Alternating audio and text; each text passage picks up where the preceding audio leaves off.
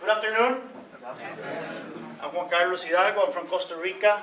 You might hear of my country because every now and then we play in a World Cup and you kick our ass.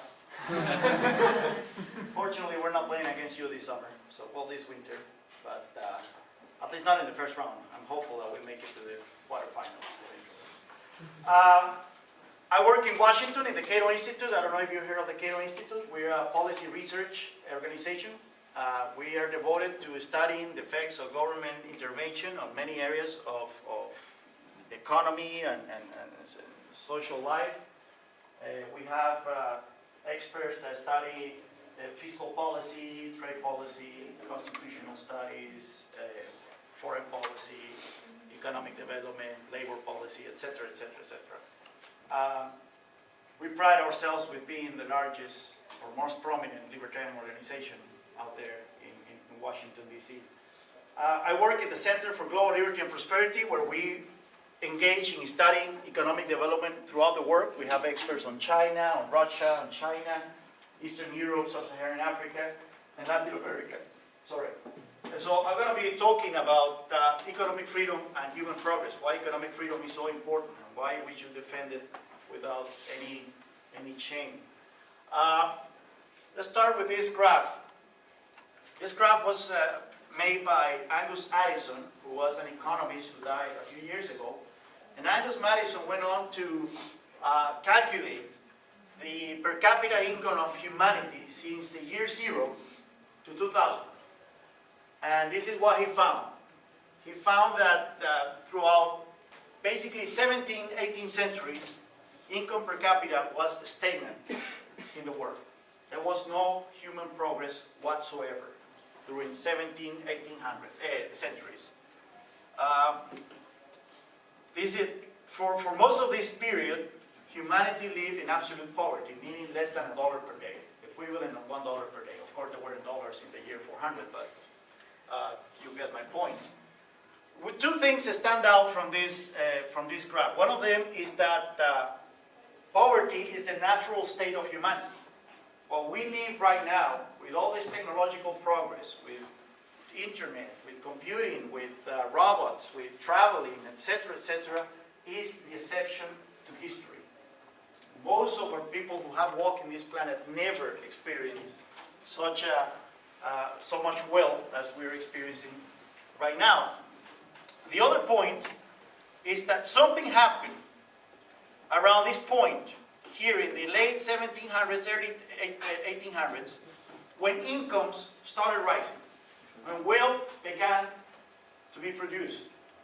So the question we have to ask ourselves is, what exactly happened right here that made this enormous progress happen in just 2 centuries? A funny anecdote of this graph is that somebody who looked at the graph then later told me, if Julius Caesar, who ruled Rome 50 years, 40 years before Christ, had been invited for dinner to Monticello, where Thomas Jefferson lived in the late 1700s, early 1800s, they wouldn't be surprised at each other's technology or differences, in incomes. Like Julius Caesar would probably arrive in a horse cart, the same that Thomas Jefferson, if he had been invited to Rome for dinner. The meals would have been produced the same. I mean, there was no technological advancement whatsoever throughout this period. We have to take this into account when we analyze human progress, that poverty has been the constant nature state for most of our history, and that progress is just very recent. This is more poverty throughout time. As you can see, in 200 years ago, 85% of the world population lived in absolute poverty, and that has been declining markedly in the last 200 years, especially in the last 50, 60 years. One interesting point about this chart is that from 1980 to 2010, something extraordinary happened. It was that 660 million Chinese were lifted out of poverty. Deng Xiaoping started his reforms in the late 1970s, and since then China has grown 9% a year up to this day. And that has been the cause why so many hundreds of millions of Chinese have been lifted out of poverty, something that we will never witness again in the history of mankind. This chart also proves that the myth of the left, that when they claim that the poor are getting poorer and the rich are getting richer, is simply not true. Poverty is on the decline, and actually we are now, for the first time ever, discussing the possibility of living in a world without absolute poverty. Some people estimate that by the year 2040 or so, there will be just very little people living under $1, equivalent of $1 per day. What is causing all these achievements when it comes to fighting poverty? Well, some people, especially in the left, they claim in social programs, I have so much harder time saying this word, redistributive programs. There you go. You know, for example, Bolsa Familia or Social Security. People in the left claim, well, we have witnessed such a decline in poverty in the last 60 years because government got bigger and they've been creating social programs, and that's been taking people out of poverty. However, that's not backed by research. 3 economists from the World Bank recently published this paper, and they looked at the well-being of the poor in 118 countries, and they found that around 80% of the improvement in the income of the poorest 40% in those countries is the result of economic growth, not social programs.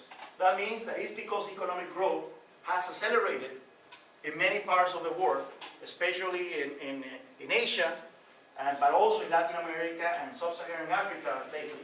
It's because of that we are experiencing such a decline in poverty in the last 60 years. So the question before us is, what is the cause of economic growth? What is behind economic growth? What happened here that all of a sudden ignited this explosion in well-being caused by economic growth? And my point is that it is economic freedom. What is economic freedom? Well, these are like 4 theoretical concepts surrounding economic freedom. One of them is high degree of personal choice. People are able to make their own decisions regarding their economic, like investment and buying and selling choices. You are allowed to decide what to sell, what to invest, what to own, what to buy, etc. Voluntary exchanges coordinated by markets. The exchanges that people engage in, buying, selling, investing, are voluntary, are not coerced, and they happen in markets. Wherever you have 2 people exchanging something, you have a market. A market is not like Gordon Gekko in Wall Street, like in front of a computer. No, it's like you see a market everywhere where 2 people are exchanging goods in a voluntary manner. Then freedom to compete and enter markets. You're allowed to do whatever you want economically. Engage in any economic activity you want. You want to sell ice cream in Antarctica? Okay, you can go and do ahead that. The government is not going to prevent you from that. Nobody's going to guarantee that you're going to succeed. But you're free to try, and you're free to enter a market and exit a market whenever you want. And protection of people and their properties from the aggression of others. Here we can have a lively debate whether that involves a government or you don't need a government for that. Usually the government is the first aggressor of the property and lives of others, if history is an indication. But at least in my point of view, you are required to have a minimum government to fulfill this criteria. So, economic freedom, as we will see, is something that has been researched and described and talked about for many years, even centuries. But in the 1970s, late 1970s, Milton Friedman, with some colleagues of his, were discussing about economic freedom. And Milton Friedman said, well, look, we have been discussing for many years about how economic freedom creates wealth and it creates economic growth and so on. But we should be able to prove it objectively with research. There must be a way to measure economic freedom. Milton Friedman used to say, if you can measure it, you cannot prove it. So they came about with an index, like FIFA with football, that ranks the national teams. They came about with an index that ranks countries according to their policies, economic policies, and how friendly they are to this concept of economic freedom. And they identify 5 big components of economic freedom. One of them, the first of all, is size of government. We've heard of this about a lot, you know. When it comes to size of government, they look at 3 specific things. They look at public spending as a percentage of the economy, of GDP. If you have a country like France that spends 57% of the GDP, where the government spends 55-7% of the GDP, then you have less money available for the private sector, for the voluntary sector, as I like to view voluntary, for the voluntary sector to have and invest and so on. You look at taxation, tax rates. If you have high tax rates, like France again, that recently approved a 75% tax rate on the wealthy, well, people have less money available to invest, consume, etc. You look at public enterprises, whether the government has a lot of public enterprises, especially in our countries. Here in Brazil, you have an oil company. I don't know if the state still owns airlines in Brazil, no? No, not anymore, but until recently it did. But all over the world, you see states engaging in owning even car factories, trains, banks, etc., etc. So the more the government is engaged in having enterprises, the least fair the market system is, because public enterprises tend to have better access to financing. They're always backed up by the eventual rescue of the government, you know, which is unfair to the other companies to compete against a government-owned company, etc., etc. So they look at these things to measure the size of government: taxation, spending, ownership of public enterprises. Then you have the legal system and property rights. Here again, and we might have a discussion about this, but some people claim that us libertarians or classical liberals are anarchists. Some of us, I don't belong to that category. Some libertarians claim, oh yeah, I'm an anarchist, but I do believe in government, and I think that it's interesting that one key component of economic freedom is having a government, a strong government, but limited government, and limited to guarantee the rules of the game. When you look at the legal system and property rights within the context of the Economic Freedom Index, we look at judicial independence, impartial courts, protection of property rights, whether there is military interference in rule of law and politics, integrity of the legal system, legal enforcement of contracts, regulatory restrictions on the sale of property. You know that many countries restrict whether you have a beach house, but you cannot sell it to foreigners. For example, in Mexico, it's illegal for foreigners to own land in the sea, like in the coast. In the sea, no. Reliability of the police and the business costs of crime. These are the kind of things that we looked at when we look at the legal system. Basically, whether a country has rule of law or not. Then we look at sound money. Sound money here basically is whether the government inflates or not the currency. You know that, especially in our region, we have a sad history of governments that when they are short of money, they go to the central bank and have the central bank print money and finance them, and that causes inflation. We have had 7 episodes of hyperinflation in Latin America since the 1970s, one of them in Brazil. So we look at here at the inflation rate, whether you have low inflation or high inflation. We look here at the volatility of the inflation rate. Some countries have a very volatile inflation rate. One year is 13%, the next year is 27%, the next year is 7%. That creates a lot of uncertainty. We look at the growth of the monetary mass. We look here at whether people have access to foreign currency.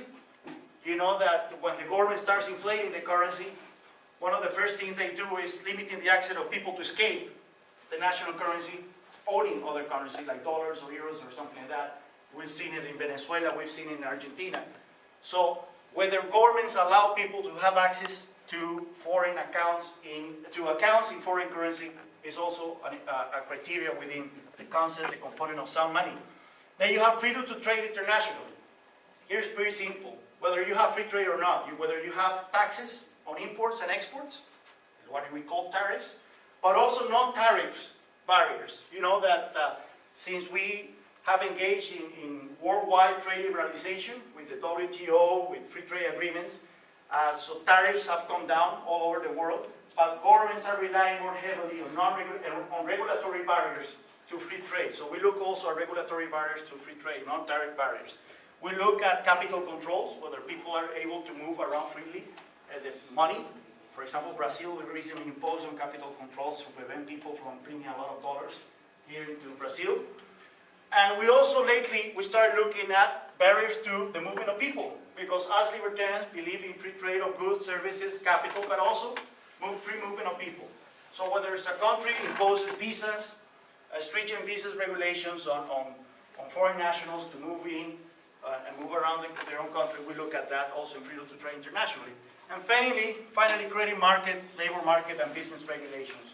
Here we look at stuff like minimum wages, ownership of banks, interest rate controls, how long it takes to create a business, licensing restrictions, costs of tax compliance, and so on. So these are the 5 different components of economic freedom. As you can see, economic freedom cannot be simply reduced to whether a government has high taxes or not. Because many people, especially in Latin America, like to point out to Scandinavian countries. And they say, look at Scandinavian countries, they have big governments and they're wealthy. Well, yeah, they do pretty bad when it comes to size of government, but they do extremely well in the other points. Their legal system is one of the best, some of the best in the world. They have strong monetary policies. They are pretty open to international trade, and the regulations are pretty decent.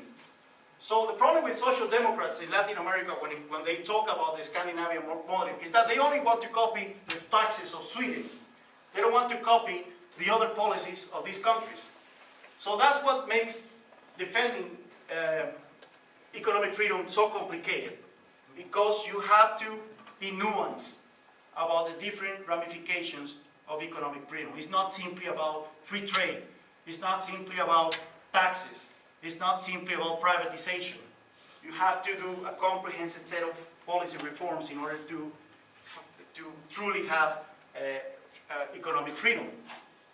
And it's also complicated when you look at examples, like for example Argentina, where a country engages in many reforms, positive reforms, but then fails miserably in one area. For example, Argentina, in the 1990s, they lowered tariffs unilaterally. They opened up to international trade. They adopted a currency board, which wasn't like dollarization, but it was they control inflation. They went from having hyperinflation to extremely low inflation. They privatized some businesses, some state-owned companies, but they never controlled spending. They never controlled spending. Spending continued to grow exponentially, and since they couldn't print money to finance the government, eventually the economy crashed in 2001. So even if you do well in some areas, but you fail in one of them, you are likely to fail. And that's why it's complicated, because many people say, oh, look at Argentina. They liberalized the economy and they went to the tank. Well, you have to explain the different areas of economic freedom. So using this criteria, and using information from credible sources, like the International Monetary Fund, World Bank, World Economic Forum, Transparency International, etc., etc., we come up with an index with a grade for each country regarding their economic freedom. And these are the top 10 countries in economic freedom. Hong Kong, which is not a country, it's an autonomous region within China, has been #1 since the index began in the 1970s. Singapore, New Zealand, Switzerland, United Arab Emirates, Mauritius, Finland, Bahrain, Canada, and Australia. Did you see any common denominator in this ranking, in this top 10? Well, the only one maybe is that 8 out of 10 are small nations. You know, Hong Kong, Singapore, New Zealand, Switzerland, UAE, Mauritius, Finland, Bahrain. The only one too big is here are Canada, Australia, and they're like 30 million people. It's not like they're actually huge. So you have here that small nations tend to be the ones that engage in more open policies, liberal policies, economic policies. Maybe because they benefit the most from, they don't have like natural resources, they don't have many people, so they benefit more from the economy scale of opening up their economies. Maybe that's an incentive for you guys here in Rio Grande do Sul to pursue independence eventually again. But you don't see any ethnographic, religious, cultural determinant here either. You have Chinese, you have Europeans, you have Anglo-Saxons, you have Arabs, If we look at the number 11 is Chile, so you will have a Latino there too. So you don't see that there determinism, cultural determinism regarding the engagement in economic freedom. Now, what is another interesting thing about this top 10? Maybe there is one thing. I see like 9 out of those 10 are former colonies. The only exception is Switzerland. Or Finland. Well, Finland was a colony of Sweden. So, Yeah, that's interesting too. I mean, UK is number 12, so. yeah. Anyway, what is another interesting thing about this top 10? Anything? Huh? The US is not in. The United States, the beacon of capitalism, the evil empire, is actually around 17, and it's been falling since 2000. Not since Obama came to power, since Bush came to power, has been receding in economic freedom charts, up to the point that now Canada is a freer economy than the US. So that dismythifies the conception that the US is the beacon of capitalism, and that the economic crisis of 2008 was a result of the lack of regulation and free markets, which is another subject. Let's look at the bottom 10. As you can see here, there is some sort of geographical common ground. 7 of the 10 are African, sub-Saharan African countries. 8 of 10 are African countries if you include Algeria and Northern Africa. But then you have Venezuela, the least free economy in the world. You might ask, why not Cuba or North Korea? Well, since this report is made out of information from credible sources, like from international organisms, there is no credible information about, government spending in North Korea, or, ownership of banks in Cuba or something like that. So there are certain countries that are not included in this index, like Cuba, North Korea, Sudan, Libya, Somalia. So for those countries that we still have some credible information, Venezuela is the least free country in the world. It used to be the most free economy of Latin America back in 1975. This is the economic freedom through time. As you can see, it's been increasing since the 1980s. It dropped a little bit during the financial crisis. Many people feared that because of the financial crisis, governments will commit the same errors that they did in the 1930s because of the Grand Repression. And actually, yes, we saw an increase in public spending, especially in Europe and in the US. We saw a return of some protectionism in some countries. We saw monetary policies being loose, and this is still pretty loose. The Fed has been printing money like there is no tomorrow since 2008. We saw stringent regulations on some sectors, especially the financial sector in the United States and Europe. So yes, there has been a decline in economic freedom as a result of the Great Depression, but you can see that quickly recovered, and now we have the most economic freedom, at least in 2011, which is the last year available for data, since records began. This is economic freedom throughout time. The red countries are the least economic free, and these ones are the ones that we didn't have information back then, and the light blue is the most economic free. As you can see, back in 1975, only like the US, Canada, and Germany were economically free, at least totally so, and Latin America was mostly red. Then you have China, red, and we begin to see, oops, here we go. Look at Venezuela, how it's turning red, and Chile is turning blue. Whatever happens in China and India is critical because a third of humanity lives in these two countries. So whatever they do regarding their economic policies determines the future. And here's where we stand. We have still some pockets of repression, economic repression, Venezuela, Zimbabwe, Myanmar, and some sub-Saharan Africa. But mostly all the rest of the world has been walking towards economic freedom. Why is economic freedom so important? Economic freedom produces economic growth and prosperity. There are simply no examples whatsoever in economic history of a country that has enjoyed high sustained levels of economic growth, sustaining time through many years without implementing free market policies. You had examples, and for example, Brazil is one, where you can have a country growing pretty decently for a decade even. In the 1970s, Brazil grew like 7-8% during the entire decade, but then it collapsed. So you have examples here and there of countries that can grow a lot with illiberal policies, with state interventionism, with state-led investment, and so on. But eventually those economies end up crashing, like it happened here in Brazil. But in order to have high levels of sustained economic growth throughout the years, throughout many years, you have to have free markets, economic freedom. Economic rights are fundamental rights, meaning that without them there can be no political or civil liberties, as we will see ahead.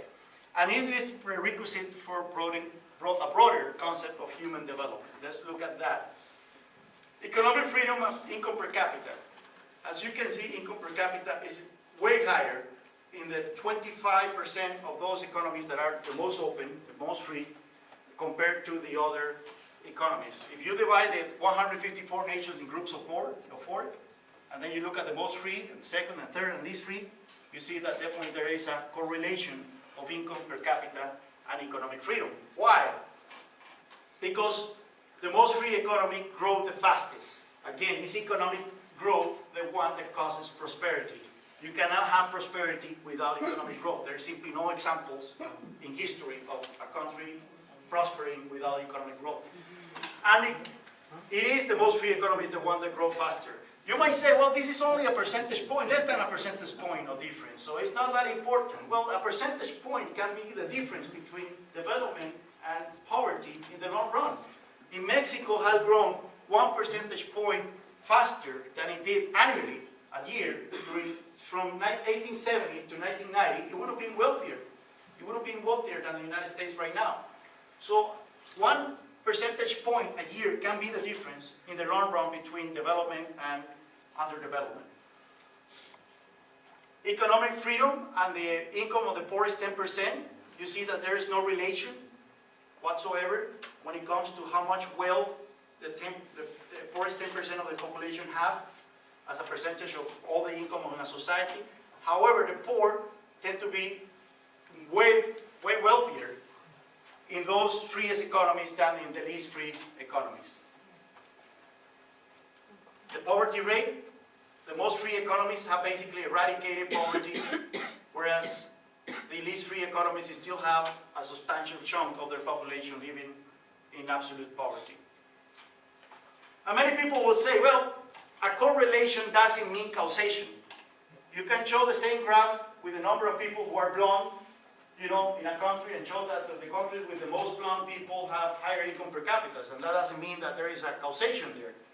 I mean, here in Rio Grande do Sul, you have many blonde people too, and I guess that the income per capita of Rio Grande do Sul is one of the highest in Brazil. But anyway, for example, yeah. But this is one topic, the causation of economic freedom and growth is a topic that has been studied for literally centuries. Let's go back to 1759, when this guy, Adam Smith, who wasn't an economist, because back then economics didn't exist. He was an ethics professor in Scotland. He began noticing something that until then was fairly new. Let's remember the first graph.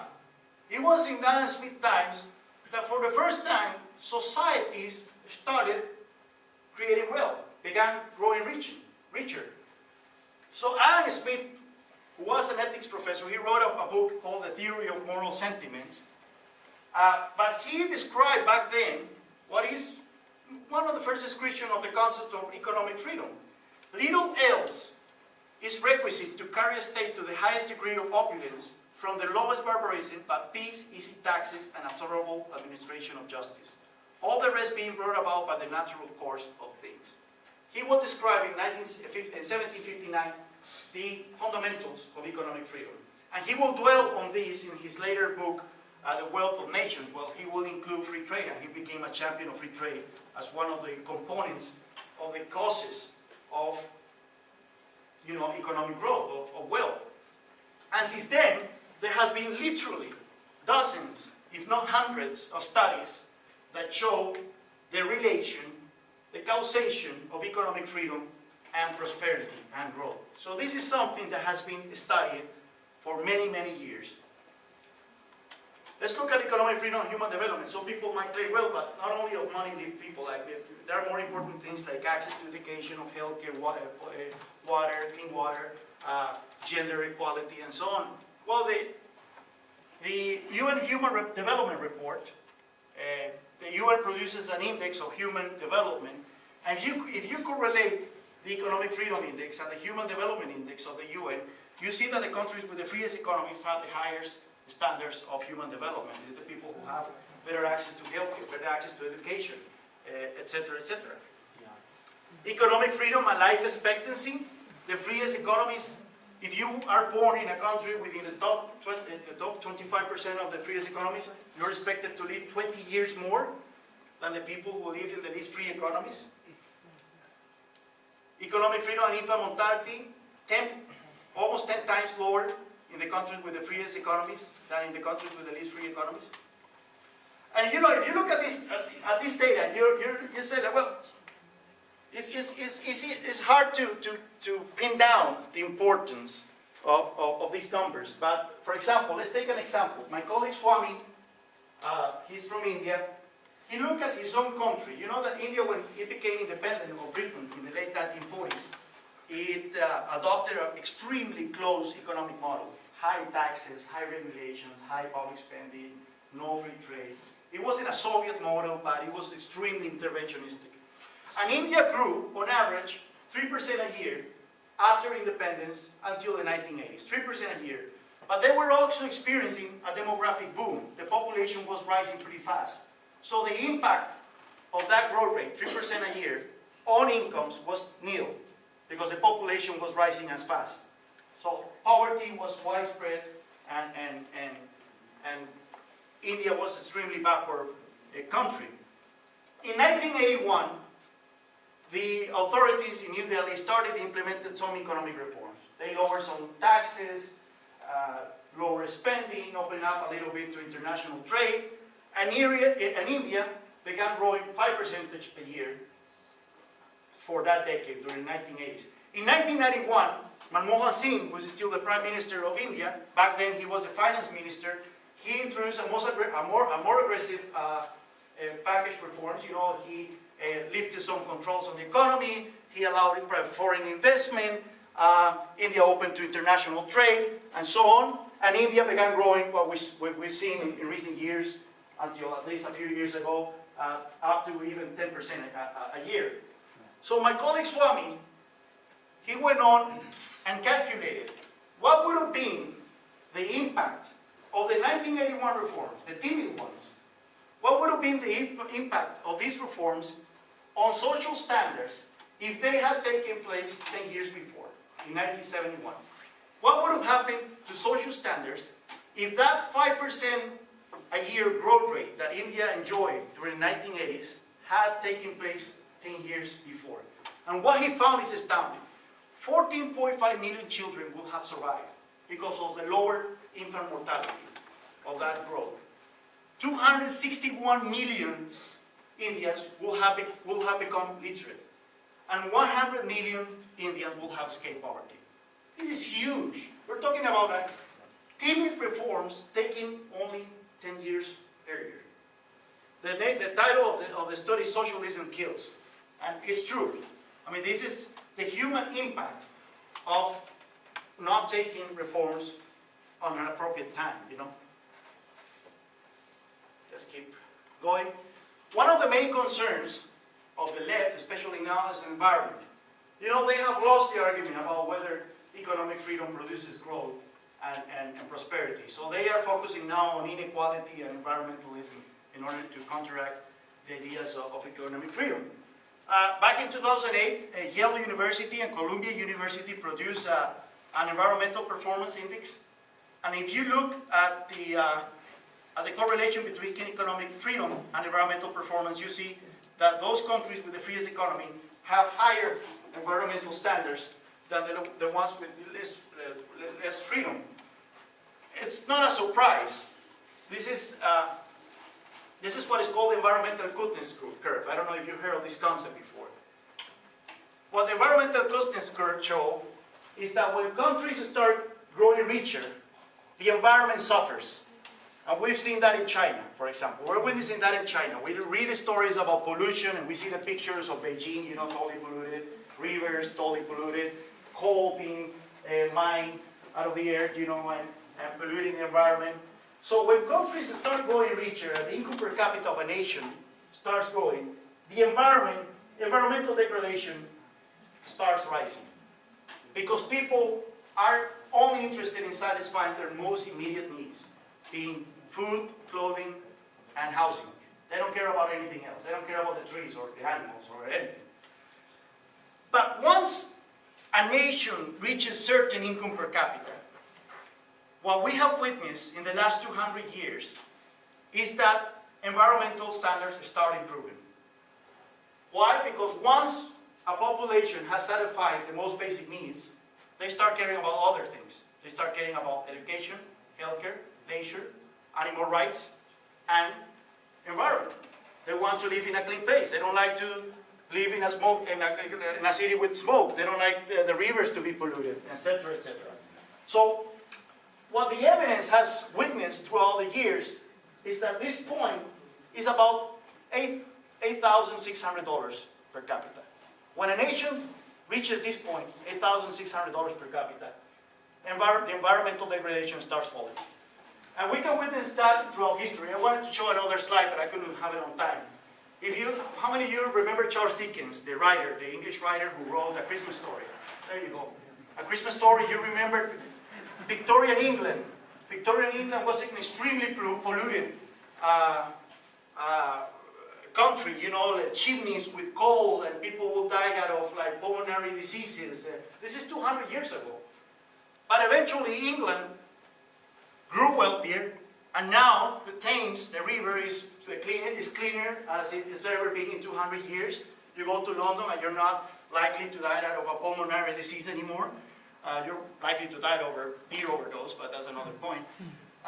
So we witnessed that in England. I mean, development came with environmental improvement. And we're starting to see that in China. If you look at the news, you see that a lot of protests take place in China every day. The Chinese people are very angry.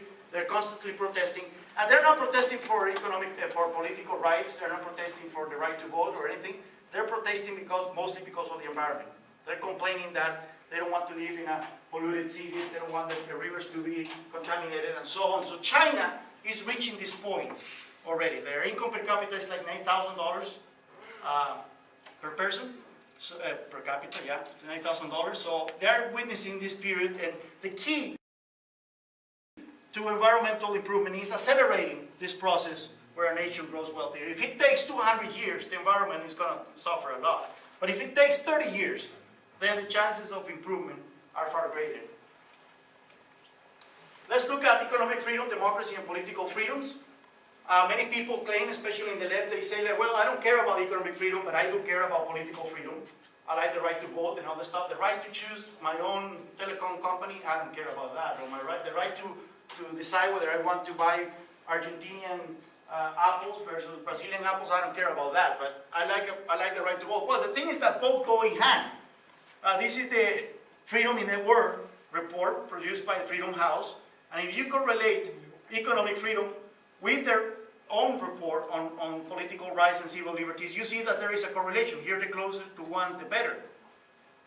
Milton Friedman used to say that whenever you have a military dictatorship that liberalizes the economy, that dictatorship ends up falling.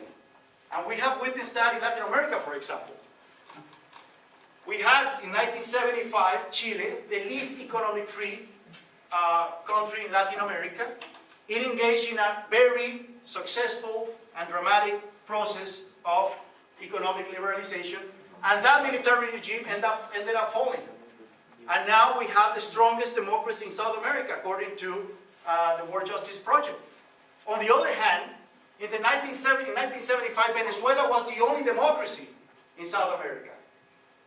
But the economy, the government started controlling the economy since then, and now we have a democracy in only name. We have seen how economic freedom and political freedom go hand in hand. And we see that in the world. We have seen how South Korea and Taiwan were military dictatorships that liberalized the economy. They ended up falling. That's the problem with the Chinese right now, the Chinese leadership. They want to continue growing at 9% rates, but they don't want to lose the political control or policy. So they're going to face eventually this conundrum. And that's why Cuba doesn't want to engage in serious reform. You read about reform in Cuba, but when you look at the reforms that they've been implementing in Cuba, they're ridiculous. You know, they legalized 289 professions recently, like a few years ago. Now you can be a clown without, yeah, seriously, you can be a clown without being a government employee and stuff like that. But it's ridiculous because they don't want to engage in serious reforms because they know that serious reform leads to the creation of a middle class that eventually is going to demand political freedoms. Economic freedom and corruption. Corruption is a big subject, especially here in Brazil. If you look at the Corruption Perceptions Index produced by Transparency International, again, you look at relation between transparency, here the closest the better, transparency and economic freedom. And you shouldn't be surprised about this. I mean, what's your impression of politicians? How would you describe a politician? A thief, liar, opportunistic, you know, those are the things that you can actually say in public. What do you think will happen if you give a lot of power to politicians over the economy? You're going to have a lot of corruption, of course. You know, if you need to start a business, and you need to engage in 14 different bureaucratic procedures to open a business, that will take you 107 days, like is the case here in Brazil. Sooner rather than later, you have to pay a mordida, you know, a bribe, in order to make things easier. If you need to import something, and you have to go through a customs, you know, and where it takes you like 6 months to get your stuff out of customs, it's very likely that somebody's going to pay to make things better. If you have public spending of 70%, it's pretty likely that somebody's going to steal all that money. So corruption, and this is something that really bothers the left, this correlation, because corruption goes hand in hand with government intervention in the economy. Let's take a look at the state of economic freedom in Latin America. This is the average of the 10 most free economies in the world. This is the Latin American average. As you can see, some reforms in the late 1980s, early 1990s, but since then we've been basically stagnant when it comes to reforms on average. Chile, again, the least free economy in Latin America in 1975, engaged in a dramatic and very deep process of liberalization. They are now number 11 in the world. They are the richest country in Latin America with $19,000 per capita. They have 50% poverty rate here. Now they have 11% poverty rate here. They became the strongest democracy in Latin America, despite being the last South American country to get rid of his military dictatorship. They are the second least corrupt country in Latin America after Uruguay. I mean, all the things that I've been saying about the relation between economic freedom and all these other factors, you can see it in the example of Chile. Chile is set to become the first developed country in Latin America in 2018, when they reach a $23,800 per capita income. Chile is very interesting because economically speaking, they're not a lot of variety. You know, they depend a lot on the copper export. Yeah. But even though they're such a free economy, and I've been there, and it's a great country to be. Yeah, I mean, they depend on copper. 40% of the exports is copper. But as you can see, if you look at their development, the moment they grow the most was when copper prices were like down, extremely down. So they don't depend on copper that much. What did they do? What did they do in order to become? Well, they adopted an independent central bank. Since the since 1970 something. In 1975 they had 500% rate inflation. Since then they have had very low inflation. They privatized lots of industries. They adopted a 5% flat tariff rate. They deregulated some sectors. I mean, they implemented a lot of reforms, comprehensive reforms again. But what happened in the culture of the country? Do the politics arrive there and say, "Look, okay, we're starting now to be honest people, and we're going to"? Well, they did it under military dictatorship, so it's not that the people have any say in the direction of the country. And that's one of the original sins of the model. You know, it was taken during a military dictatorship. But the fact is that once democracy came to Chile in 1990, the left-wing governments didn't go back. They actually accelerated the reforms. And they implemented more.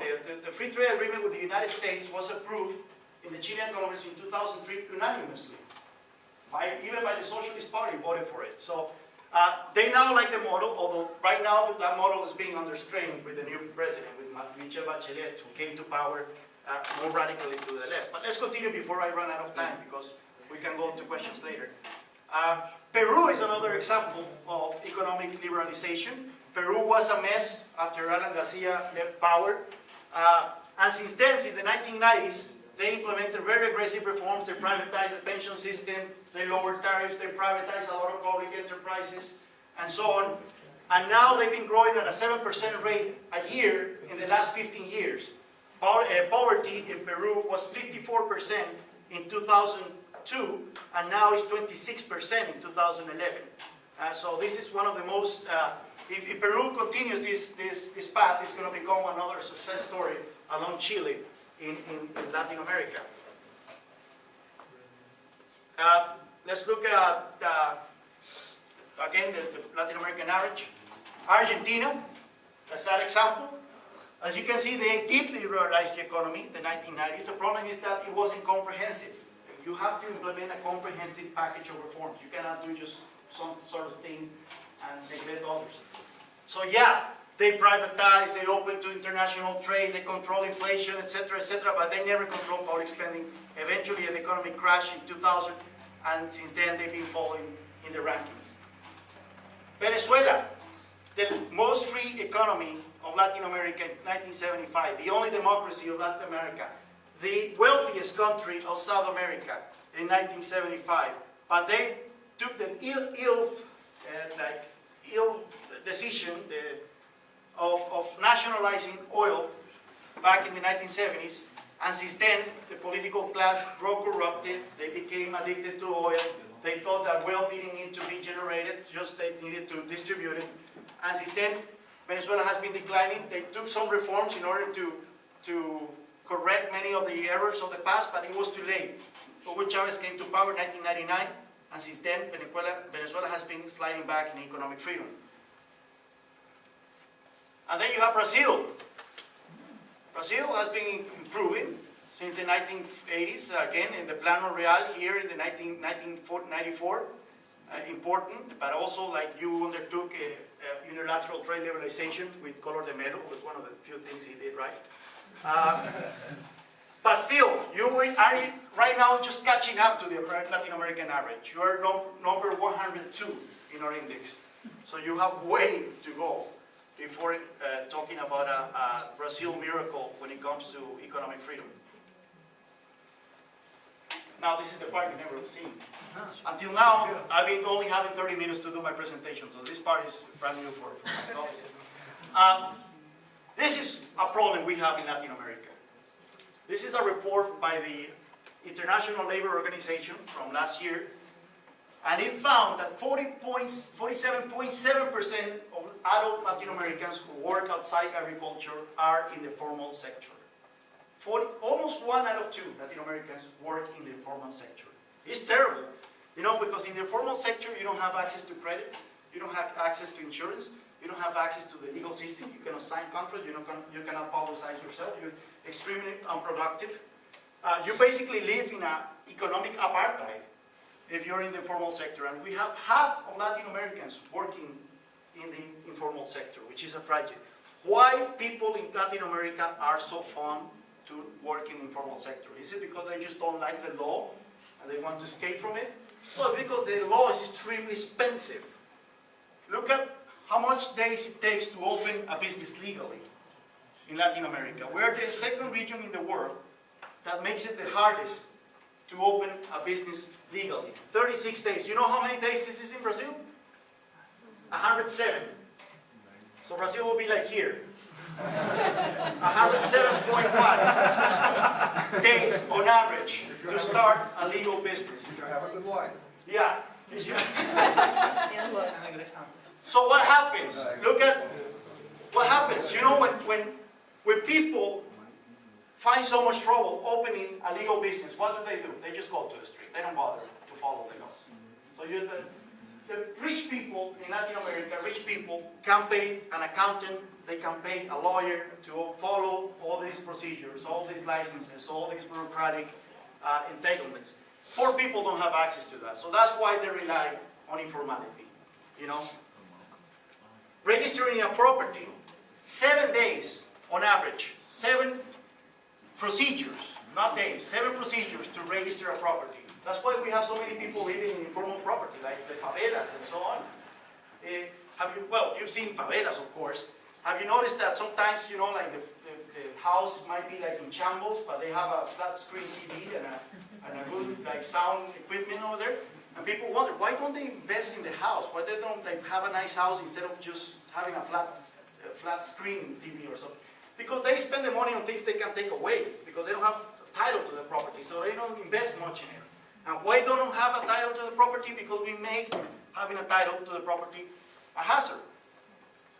Here, it was Hernando de Soto, the Peruvian economist in 1985, who published a book, The Other Path, El Otro Sendero, who found this.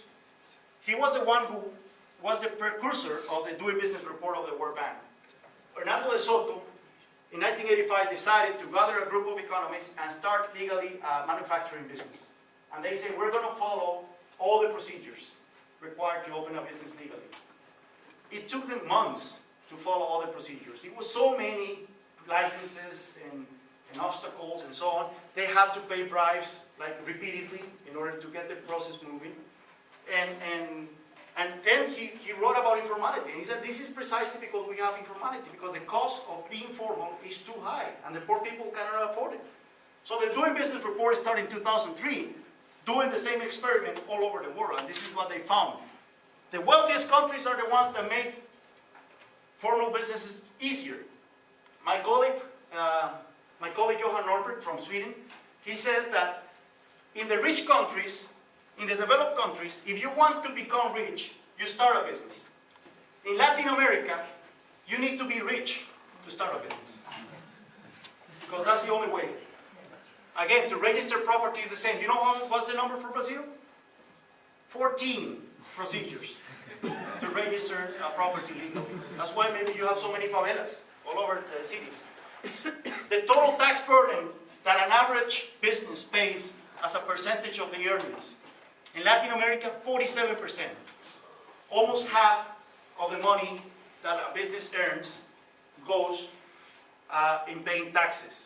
Higher than in the rich countries. You know, we have the World Bank and the IMF constantly telling our countries that we should raise taxes if we want to be developed. But actually, we already charge more taxes than they do. And we charge Swedish taxes for African services, as an Argentinian economist said. You know what's the rate for? What's the rate for Brazil? 68%. 68.3%. So you heavily tax businesses in this country. So that's why we have informality. People just cannot afford being formal. They cannot pay the taxes, they cannot afford the regulations, so they go into informality. Let's look at some examples of liberal reforms around the world. Estonia, in the 1990s, it abolished all tariffs. How much time do I have? 5 minutes? Yeah, I can do it. It abolished all tariffs. Now, you know, in 1992, they became independent. The nation was a mess, the economy was a mess. But Mark Lard, who was a disciple, who had read, he was an historian, he wasn't even an economist, he was an historian. Mark Lard, the prime minister, read Milton Friedman a few years before. And he decided, well, let's do a crazy thing. Let's abolish all tariffs, you know. Many people from Europe and the United States came and told him, you're crazy. You know, if you want to abolish tariffs, you should go and negotiate with other countries. Oh, we're going to lower our tariffs, but you reduce yours. No, free trade is good, even if you take it unilaterally. So they became the first country to enact unilateral absolute trade liberalization, and the economy boomed. I mean, they became a major hub for trade, and one of the most modern, is the most modern country in the former Soviet Union. New Zealand, in 1984, it ended all agricultural subsidies. A Labour government, a left-wing government, took that decision in 1984. Of course, the farmers went into the street, they protested, they said we're going to be decimated if we don't receive support from the government. Well, what happened actually, agricultural productivity has increased 6% per year since 1984. Every single country in the world is afraid of, opening up their markets to New Zealand because they're so productive and so efficient when it comes to their agricultural sector. The Baltic countries, again, small countries, Estonia, Latvia, and Lithuania, introduced a flat tax in the 1990s. We like to play with our tax system. Under that criteria, the rich will pay more than the poor, and so we tax the rich more, but then we make all these exceptions. If you have a company that only exports, you get some sort of tax credit and so on. And then we end up with these tax codes that literally are thousands of pages long. Extremely inefficient, extremely corrupt, extremely costly, all over the world. Well, in the Baltic countries, they were, forget about that. We're just going to tax everything the same. It doesn't matter how much money you do. We're just going to pay 20% or 15% or 12%. And what happened? Not only their tax revenues increased significantly because the incentives to how you say, the incentives, to not paying, how you say, to evade. The incentives to evade are extremely lower. Why am I going to care? You don't have much room to evade anyway. You cannot appeal to this tax credit over here. Their tax receipts increased significantly for this government, but also incentivized growth. It became much more efficient to have, more productive to have companies in these countries because the tax system wasn't such a hazard. So they enjoyed the highest growth rates among the old Soviet bloc in the Baltic countries. Sweden, a school voucher system was introduced in 1992. There is a lot of controversy within libertarians whether the school voucher is good or not. You can see the seeds of destruction within the voucher system, but, well, it's better than an old public education system, government education system. So they introduced a school voucher system. The Swedish government gives money to a parent according to the number of children they have, and then they can go to a private school. With that money, they can choose a private school. So competitions among schools for those vouchers has made the system more competitive, and the quality of education has increased. We even have chains, like McDonald's of schools.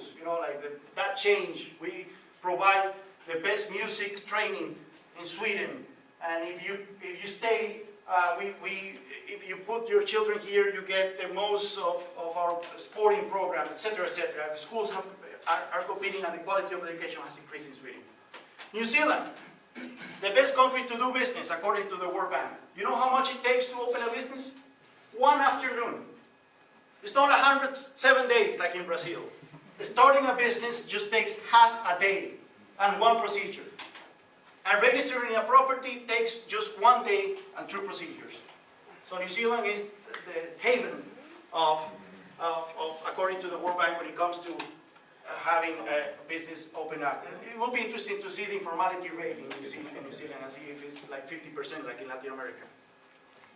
Let's look at some examples of new reforms in Latin America. We have good stuff going on. Panama, since it became independent in 1903, it decided not to have its own currency. They decided that the best monetary policy is not having a currency. And Panama has had many bad things in their history. They have had Noriega, they had Torrijos, they had dictators, they were invaded by the US, etc., etc. But they never had one thing. They never had high inflation, despite everything they've had. The average historical inflation rate of Panama has been lower even of that of the United States. And it's been such a successful example when it comes to monetary policy that El Salvador and Ecuador have followed that example. Ecuador, you have a populist president with a 2% inflation rate in Ecuador. It's not like in Venezuela. There you see a difference between populism, when you have your own currency, and populism when you cannot inflate the currency. Chile, one of the big reforms of Chile, privatizing the pension system. The pension system, the public pension system that we have in most of our countries, which is public. So it is, how it works is that the current workers pay the pension of the people who have already retired. There is a transfer, a generational transfer. So the system is viable as long as the demography It's like this, you know, you have more workers entering the labor market every year, paying the pensions of the people who have retired. The problem is that in most of our countries, this is starting to happen. And the number of workers paying for the pension of each retired worker is decreasing significantly. It used to be like 7 workers per retiree, and now it's like 3 workers per retiree. So the system is going to collapse, especially in the wealthier countries, in the developed countries that experience a baby boom after World War II. The system is sooner or later going to collapse. So what did they do in Chile when in 1981, way before they experienced this demographic conundrum? Well, they decided that instead of having a public system, un sistema de reparto, they decided to have people own their own private accounts of retirement. So you contribute, like a savings account, you contribute each month to a savings account. Personal savings account is yours, and you can see how much you're saving. And these savings are invested in the market, and since 1981, the return rate, the average real return rate a year has been 8.8%. When you retire in Chile, 70% of the money you receive comes from the return of those investments. Not necessarily from the money you save, but from the return. It's extremely successful, and this pension fund, the latest figure, which is from February, reached $171 billion, which is 51% of the GDP. They have enormous savings in Chile. So right now, even they're allowing the pension funds to invest outside Chile because they don't have, I mean, they're looking for opportunities. There's nothing else to invest in Chile. Guatemala, look at, I mean, like, Guatemala is probably one of the closest things to a failed state in Latin America. But in 1996, they privatized the telecommunication industry. Totally. Even the spectrum, the electromagnetic spectrum, they privatized it. They allow competition, total competition in telecom. You know, like some countries put some limits on the number of companies that can serve a certain market. No, they don't impose any control whatsoever. What happened? Competition lowered the prices significantly and improved services. It has one of the highest penetration rates of Latin America when it comes to telecom, even though being one of the poorest countries in Latin America. And it has the best quality to cost value in the Americas, according to surveys. And let's talk about social freedoms, because it's not only about economic freedoms. Uruguay, the first country to fully legalize marijuana last year. This legislation includes the production, distribution, and the sale of drug. It's the first country to legalize, not just decriminalize, legalize the drug. And it's certainly going to be an example to follow for the rest of the countries in Latin America, because we have paid such a high price when it comes to the failed war on drugs. Argentina, there are so many things going on in Argentina right now, but one thing that they did right was in 2010, they became the first country to legalize marriage equality in Latin America, and it's one of the most progressive pieces of legislation when it comes to marriage equality. They recognize all the equal marriages that have taken around the world, regardless of nationality or residency. And finally, my own country, Costa Rica, it abolished the army in 1949, actually, not 1948. We haven't had any war since then. Nobody invaded us. The only country with a long history of invading others in our part of the world is the United States, and there's no reason to have an army to stand against the United States. And precisely, we're one of the few countries in the region that never been invaded by the U.S., probably because we don't have an army. It would look pretty bad. Panama did the same in 1990, and you know what? A lot of other Latin American countries should do the same. There is no reason for Brazil to have an army, for example.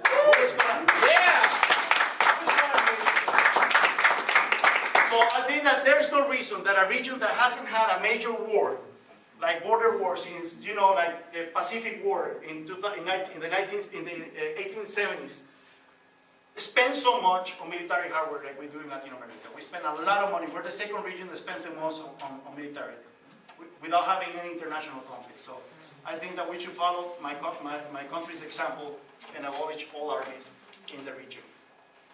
And thank you very much. That's it.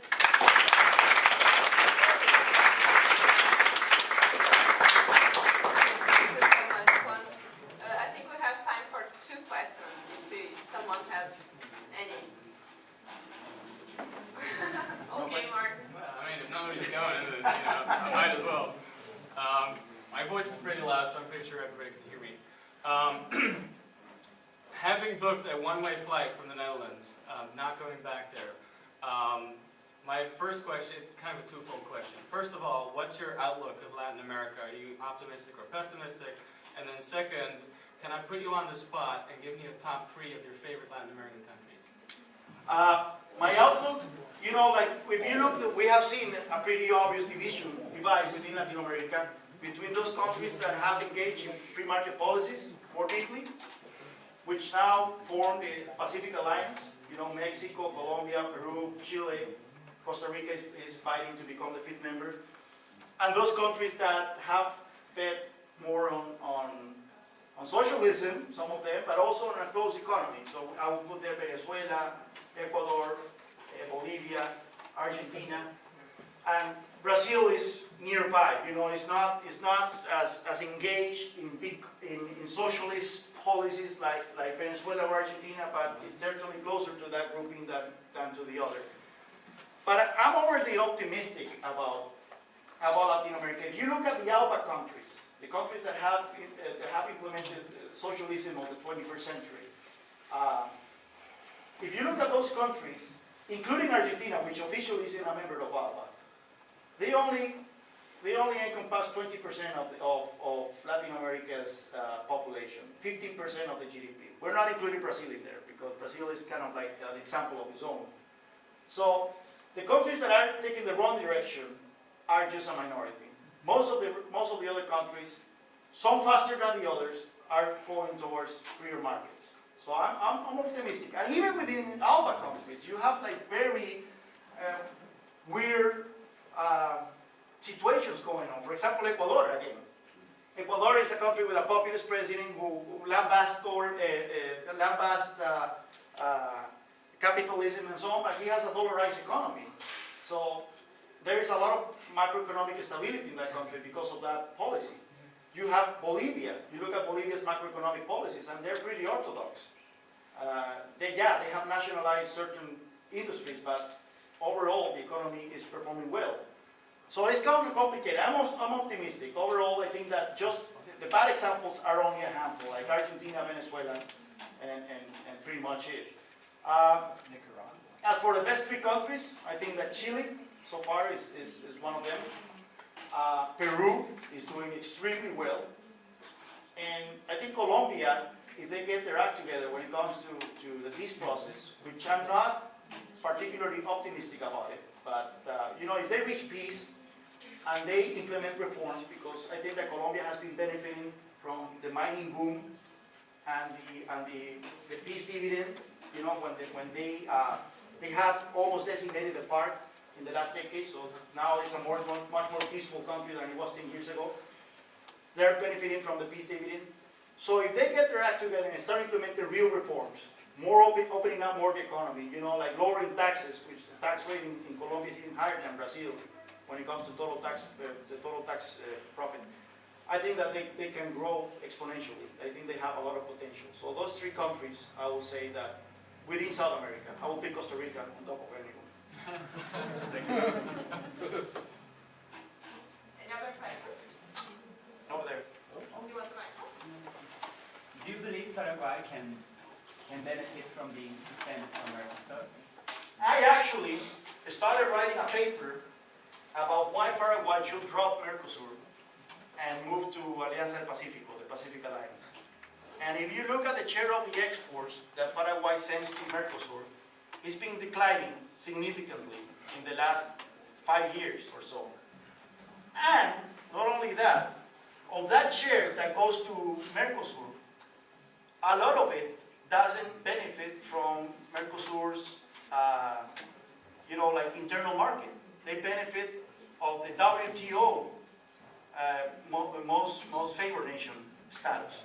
So it's not that if they withdrew from Mercosur, they will have to start paying a higher tariffs on most of the exports that go to Mercosur.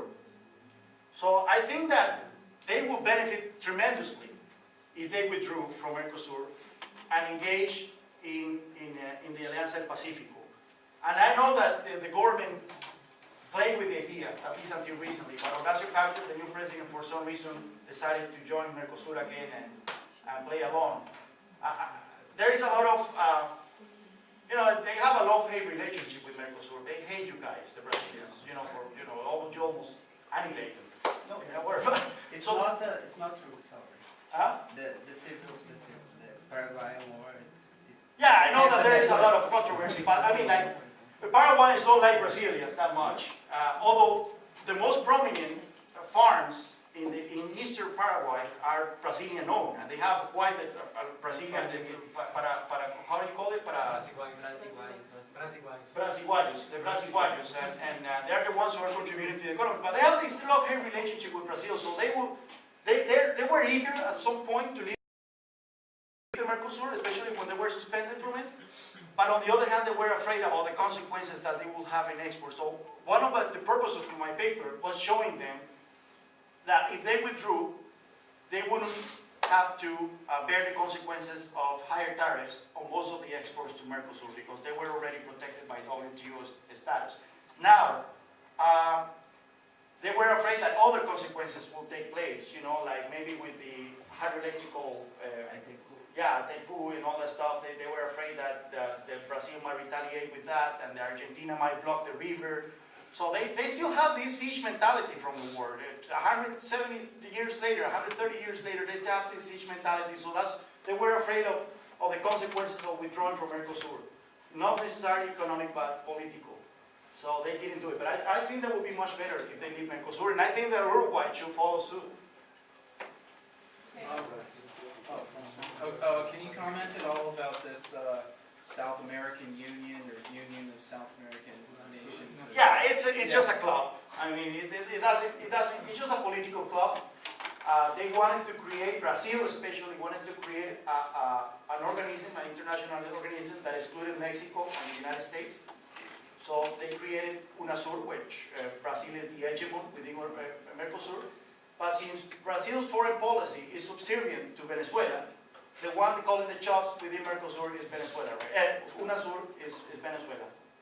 So unfortunately, I mean, I wish that Brazil will have a more responsible foreign policy when it comes to human rights abuses in Venezuela and so on. But for some reason, I guess it's because of ideological affinity between the Workers' Party and the Socialist Party of Venezuela. Brazil just plays along the Venezuelan card, and that's why UNASUR is ultimately controlled by Venezuela, not Brazil. Is there any truth to it about them wanting to create like a free travel zone amongst all the members, or integrating their economies at all possible of a unified currency? That's their stated goal. They always talk about creating a single currency and creating a single market and all that stuff, but when it comes to doing it, they don't do it. You know, because some countries are more open than others, and you don't see Argentina wanting to open the market to anything. The ones that are doing that aggressively is the Pacific Alliance. Mexico, Chile, Colombia, and Peru. They already abolished tariffs on 92% of their exports, and they're going to get rid of the 8% left very soon.